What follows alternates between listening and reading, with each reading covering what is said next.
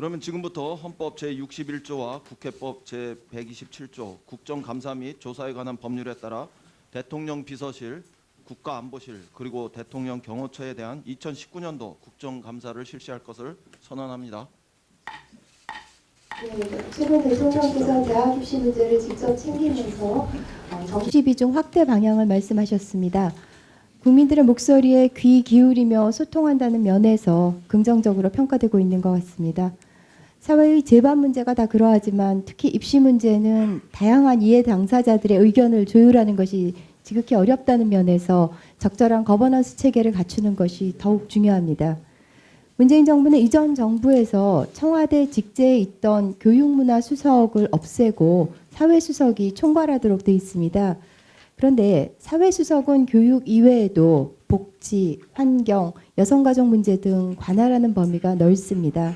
물론 교육문화수석이 있다고 해서 입시 문제가 불거지지 않거나 교육 공정성에 훼손이 발생하지 않으리라는 보장은 없지만 그래도 교육과 문화를 전담할 수석이 있다면 당정청이 보다 더 정교한 정책을 마련하고 사후 관리를 하는 데 도움이 되지 않을까 생각하는데요. 지금이라도 청와대 개편을 통해서 교육문화수석을 부활할 생각은 없으신가요, 비서실장님?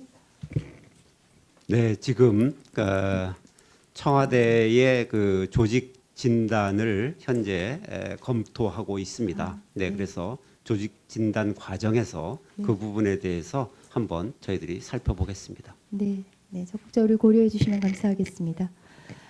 지난주 청와대 정무비서관이 국민청원에 답변을 했습니다. 그중에는 야당 원내대표의 각종 의혹에 대한 특검 요청건도 있었습니다.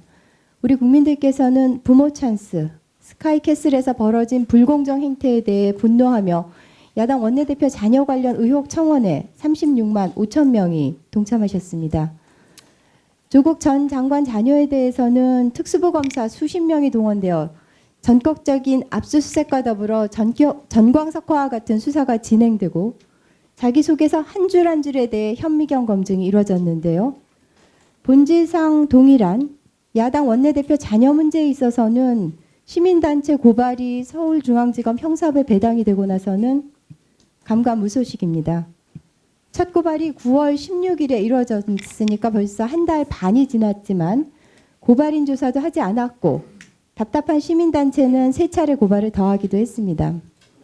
이 사안에 대해 많은 국민들께서 몹시 궁금해하시면서 저에게 질의해달라고 요청하셨습니다. 수사의 형평성을 맞추려면 야당 원내대표 딸과 관련해 성신여대 입학처와 교무처 압수수색하고 당시 총장, 입시 때 면접했던 교수들, 성적을 올려둔 교수들 모두 소환해야 합니다.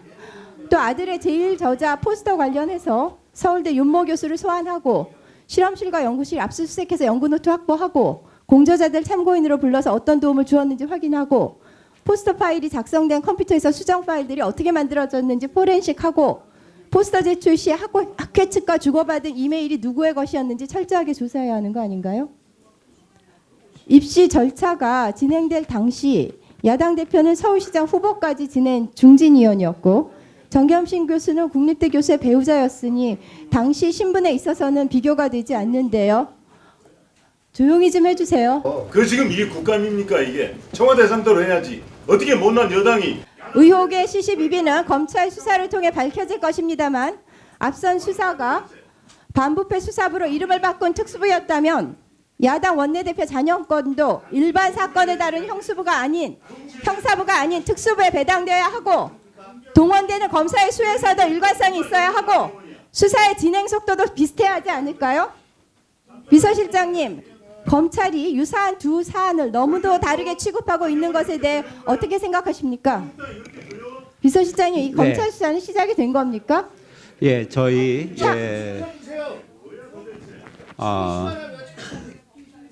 말이 안 된 것 같으면 여당 내에서도 임 의원님, 김정성 의원님, 가만히 계세요. 이게 저기 안 맞지 이게. 가만히 계시라고. 질의를 통해서 했는데 왜 떠들어왔다고? 아니 질의를 원내대표 질의를 하니까. 왜? 청와대 질의를 해야지. 해야지. 원내대표랑 질의 아니냐고요. 국민청원에 올라왔지 좋냐고 않습니까? 누가 쓴 거? 36만 5천 명이. 그래서 박경미 국민청원에 의원님도. 대해서 지난주에 답변을 했고요. 박경미 그러니까 의원님. 이거는 청와대 국민청원이니까 직결되는 문제입니다.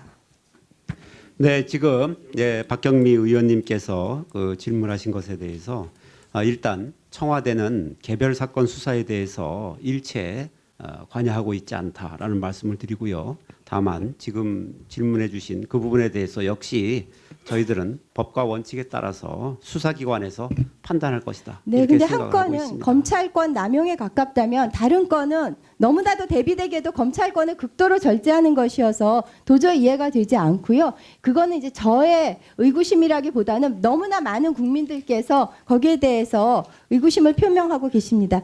네, 자유한국당 공식 홍보 채널인 옳은소리의 벌거벗은 임금님이요. 당 대표는 제작 발표회에서 희희낙락하며 인형극 캐릭터까지 연기했습니다. 현재는 문재인 대통령 상중이라는 이유로 비공개 처리했지만 다수의 유튜버 채널에서는 아직도 풀 버전으로 볼 수 있습니다.